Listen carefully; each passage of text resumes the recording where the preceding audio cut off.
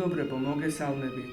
დღეს თეთრკარავში შევიკრიბეთ სკოლის პედაგოგები არ გვეყოლება წამყვანი, რადგან დროისედაც მცირეა და პრობლემები უამრავი. მე დაწყებითის პედაგოგი გახლავართ და ხოლო ჩემს გულის ტკივილზე ვილაპარაკებ. ჩემი გადასაწყვეტი არ არის სამწუხარო, ბავშვს რომელიც სახელმძღვანელოთი შევასწავლოთ ესა თუ ის საგანი. ჩემი მოვალეობა იმ წიგნის სწავლებაა, რაც დამტკიცებულია განათლების სამინისტროს მიერ. მაგრამ გეკითხებით რა გულით უნდა ავუხსნა გაკვეთილი და შევაყარო პატარებს ის, რაც თავად არ მომწონს და ყოველი ტექსტის მიმართ შინაგანი პროტესტი მაქვს. ძალიან ვთქვით მშობლებს, ბებიებს, ბაბუებს, გადახედეთ იმ წიგნებს, რითაც თქვენი შვილები განათლებას იღებდნენ და დაფიქრდით მოგწონთ, ან თუ მოგწონთ რა ნიშნით მოგწონთ. იქნებ ჩვენს გავაგებინოთ. თუ წაიკითხავთ, ბევრი ფიქრი არ დაგჭირდებათ იმაზე, რომ თუნდაც პირველი წიგნი, რომლითაც პატარები მშობლიურ ლიტერატურას უნდა ეზიარონ, ახლოსაც ვერ მივა იაკობ გოგებაშვილის დედაენასთან. მაშინ რა ხდება? რატომ ვცვლით?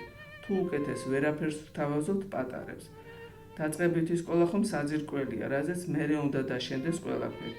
ძალიან გთხოვთ, ყველა მიფიქრეთ ამაზე, ეს მთელი ერის საზრუნავია და იქნებ გამოსავალი ერთად გამოვნახოთ. ნუ დაუსახიჭრებთ ბუნებას პატარებს. მერე ძალიან გვიან იქნება, ხომ გახსოვთ ყველას ჩვენი ბრძენი წინაპრები, რასაც გვეუბნებოდნენ. თუ საძირკველი დანგრეულია, მაშინ კედლების აშენებისთვის ყოველი შრომა დაკარგულია. მოგესალმებით.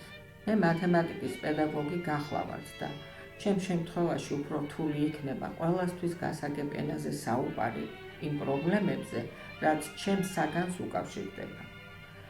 დაწყებითების გარდა ყველა კლასს ვასწავლი და მინდა გითხრათ, რომ ზოგჯერ თავადაც მიჭირს რაღაცეებში გარკვევა. ჩემი დაკვირვებით და სხვა პედაგოგებთანაც მქონია ამაზე საუბარი, გამიზნულად არის შეტანილი უნდოვანება ბევრ საკითხში. და ახლა ვეცდები ახსნა, თუ რას ემსახურება ეს ყველაფერი. ჯერ ერთი, როცა მოსწავლეს უჭირს გაერკვეს ამოცანის შინაარსში და ვერ ხსნის მას დამოუკიდებლად, რამდენიმე შემთხვევის შემდეგ ის კარგავს თვითრწმენას, რომ მას არ აქვს უნარი დამოუკიდებლად დაძლიოს და შეისწავლოს საგანი. აქედან ჩნდება რეპეტიტორის აყვანის აუცილებლობა.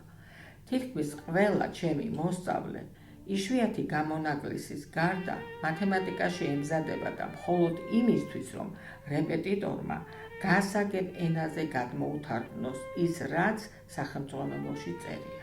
რატომ? როცა შეიძლება, რომ მარტივად და გასაგებად მივაწოდოთ მოსწავლეებს ეს საგანი და კი არ შევაშინოთ და შევაძულოთ, არამედ გავუადვილოთ სწავლად და შევაყვაროთ. დიდი მადლობა ყურადღებისთვის. მეგობრებო, მე ინგლისურის პედაგოგი ვარ და რაზეც ნამდვილად ვერ დავიწუწუნებ არის ის, რომ ამ თაობამ აქამდე ყველა თაობაზე უკეთ იცის ინგლისური ენა. ეს ეხება ნებისმიერი ასაკის ბავშვებს, სულ პატარებიდან დაწყებული უფროს კლასელები დამთავრებული. მაგრამ რა ხდება?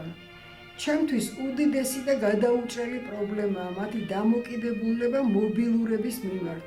ვერანაირად ვერ ვახერხებ მათი ყურადღების ბოლომდე მიპყრობას. განუწყვეტლივ ტელეფონში არიან თავჩარგულები და საერთოდ ამაზე მეტად არც არაფერი აინტერესებთ. ხან თხოვე, ხან გაუბრაზდი, ხან ჩამოვართვი, მაგრამ ვერაფერს გავხდი. ეს უკვე ვირუსივითაა, რომლის საწინააღმდეგო რაღაც შესაბამისი ვაქცინაა გამოსაგონებელი. არ მგონია ეს მარტო ჩემთან ხდებოდეს. იფიქრეთ ამ საკითხზე, ერთად ვიფიქროთ და იქნებ რამე გამოსავალიც ერთად გამოვნახოთ. თეთრკარავს კი დიდი მადლობა ჩემგან, პედაგოგებისგან, რომ საშუალება მოგვეცა, სადმე მაინც დაგვეფიქსირებინა ჩვენი გულის ტკივილი. მომავალ შეხვედრამდე.